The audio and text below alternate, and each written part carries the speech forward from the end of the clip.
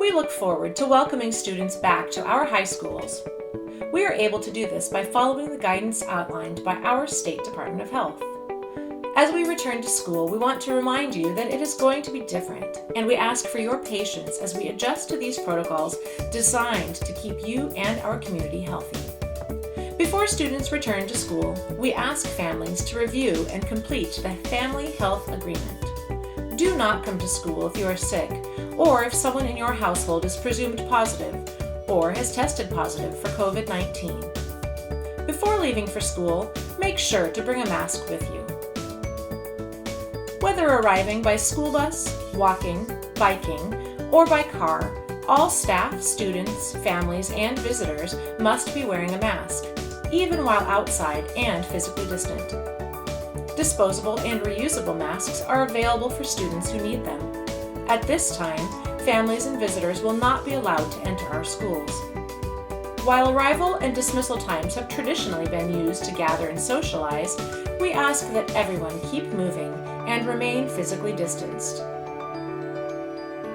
After entering the school building, students should proceed directly to their advisory class. Upon entering the classroom, students will be directed to wash or sanitize their hands and attest to their own health using our daily digital check-in tool. Classrooms have been reorganized to create additional space, and students will sit in assigned seats.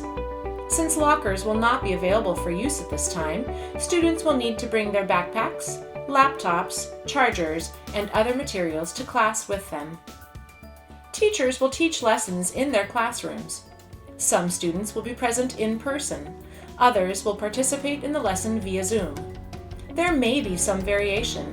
For example, there might be times when the whole class, both in person and remote, may be on Zoom if it makes sense to more easily engage in a class discussion or other activity.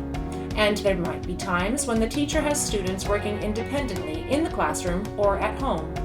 There are many different high school classes and subject areas, and what works well for one course might need to look different for another. Teachers will make adjustments as needed for what works best for their lesson and class. Between classes, students should go directly to their next class and not congregate in the hallways or common areas. Floor markings throughout the school will help with physical distancing and traffic flow. We will have staff in the hallways to help remind students to practice distancing and keep moving. Restrooms will have maximum occupancy signs posted on the door to maximize physical distancing requirements. If a student enters the restroom and the maximum occupancy is already met, they will wait distanced in the hallway until someone exits. When given permission to use the restroom, a student will go directly there and return to class immediately after use. Drinking fountains are closed throughout the building. We encourage students to bring a water bottle to school to support their needs. Students may step out of the classroom to take a drink and then return to the classroom. Quick snacks should be managed like a drink of water. Students will have the option to pick up a grab-and-go lunch and breakfast combo at the end of the in-person school day. If a student is remaining at school for afternoon support or activities, lunch may be eaten in designated indoor spaces and using many of the outdoor spaces around your campus. Meal boxes will be provided on Wednesdays at one of our community locations for all students. Hand sanitizing stations, wall mounts, and hand pumps are located throughout the building, and students will be encouraged to frequently wash their hands or use hand sanitizer at various points during the day. Each classroom will be supplied with a bottle or wall-mounted approved sanitizer, as well as cleaning supplies to wipe down surfaces. Teachers and students will establish daily cleaning routines. To meet recommendations from the CDC and Health Department, we have upgraded our air filters to the MERV 13 standard. All buildings have fresh outside air that is filtered, circulated, and refiltered within the building. Classrooms have 5 air exchanges per hour or greater while windows are closed, with such constant air exchange and filtering reducing the likelihood of airborne COVID-19 aerosols. All school buildings are sanitized and disinfected daily by our custodial staff. High-use areas are cleaned multiple times per day.